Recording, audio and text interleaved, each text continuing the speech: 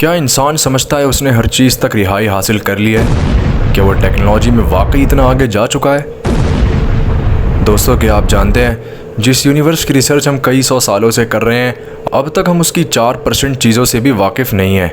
यहाँ तक कि जिस प्लैनेट पे हम रहते हैं उसकी भी कई स्पीशीज़, कई मिस्टीरियस प्लेसेस से हम वाकिफ़ नहीं हैं। इंसान अपनी इस पुरस्कार टेक्नोलॉजी और ताकतों के बल पर समंदर का 5% हिस्सा भी एक्सप्लोर नहीं कर पाए हैं। यानी हम समंदर की 5% चीज़ों से ही वाकिफ़ हैं, जबकि उसकी 95% चीज़ें अभी भी मिस्ट्री हैं। कोई नहीं जानता वहाँ क्या हो सकता है।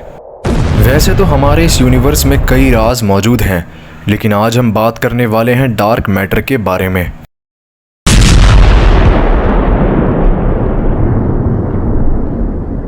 दोस्तों, हमारा ये विजिबल यूनिवर्स, यानी जिस यूनिवर्स को हम देख सकते हैं, जैसे अर्थ, सन, स्टार्स और गैलेक्सीज, ये सब इलेक्ट्रॉन, प्रोटॉन और न्यूट्रॉन से मिलकर बने हुए हैं।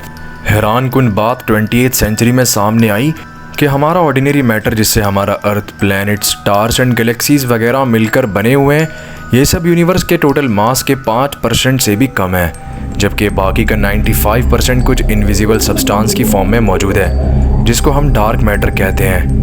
और यूनिवर्स का बाकी 70% कुछ पुरस्कार एनर्जी की फॉर्म में मौजूद है, जिसको कहा जाता है डार्क एनर्जी, जो कि हमारी ग्रेविटी को रिपल करती है। दोस्तों, डार्क मैटर को डार्क इसलिए कहा जाता है क्योंकि यह इलेक्ट्रोमैग्नेटिक फील्ड से इंटरेक्ट नहीं करता। यानी ये इलेक्ट्रोमैग्नेटिक रेडिएशन ना एब्जॉर्ब करता है, ना रिफ्लेक्ट करता है और ना ही एमिट करता है, इसलिए इसको डिटेक्ट करना नामुमकिन है। लेकिन सवाल ये पैदा होता है, अगर इसको डिटेक्ट किया ही नहीं जा सकता तो हम इसके बारे में जानते कैसे हैं? आपको बता दें कि डार्क मैटर की एग्जिस्टेंस का हमारे पास कोई फिजिकल प्रूफ नहीं है, बस इसके इफेक्ट को हमारी गैलेक्सीज वगैरह पर देखा गया है।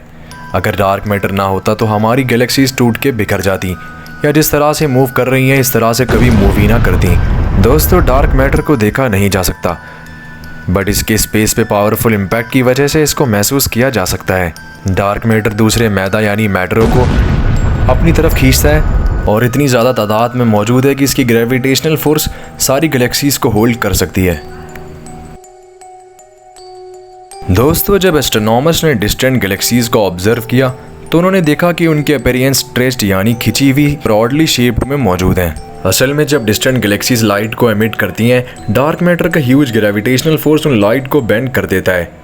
इसी वजह से हमें ऑडली शेप्ड में दिखती हैं और इसी इफेक्ट को हम ग्रेविटेशनल लेंसिंग कहते हैं। दोस्तों, साइंटिस्ट ने डार्क मैटर का मैप भी तैयार कर लिया है, जिससे पता लगाया जा सकता है कि डार्क मैटर कहाँ पर छिपा हुआ है। हम जानते हैं करोड़ों करोड़ों साल पहले बिग बैंग के बाद यूनिवर्स एग्जिस्टेंस में आया और उसी के साथ हमारा वक्त, मैटर वगैरह भी एग्जिस्टेंस में आए। बिग बैंग के दौरान जो रेलिक रेडिएशन छोड़ी गई थी, आज हम उस रेडिएशन का पता लगा सकते हैं। साइंटिस्ट का कहना है जहाँ ज़्यादा रेडिएशंस मौजूद है वहाँ ज़्यादा मैटर भी होगा। इसी तरह हम पता कर सकते हैं कि किस जगह high level of dark matter मौजूद है। साइंटिस्ट का मानना है कि डार्क मैटर किसी तरह के एक्सोटिक पार्टिकल से मिलकर बना हुआ है। दोस्तों, एक्सोटिक पार्टिकल्स एक हाइपोथेटिकल पार्टिकल्स हैं जो हमारे मौजूदा फिजिक्स के लॉस को वायलेट करते हैं।